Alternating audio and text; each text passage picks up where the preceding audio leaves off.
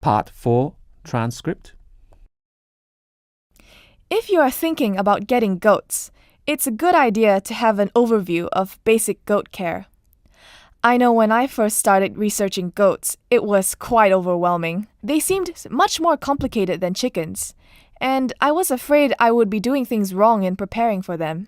Goats can have a bit of a learning curve, so get your basic goat care down first before you bring your new goats home. Read through some books. Set up your fence and shelter.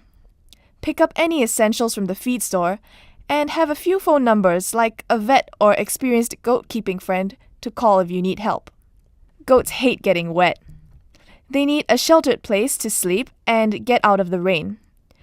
3-sided shelter seems sufficient.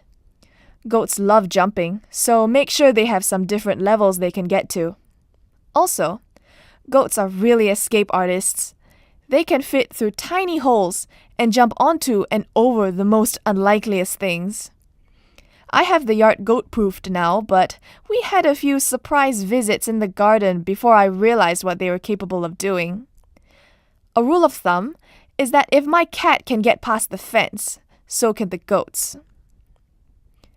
Goats need access to pasture, or at the very least, hay, and if they are growing, pregnant, or in milk, they may also need grain.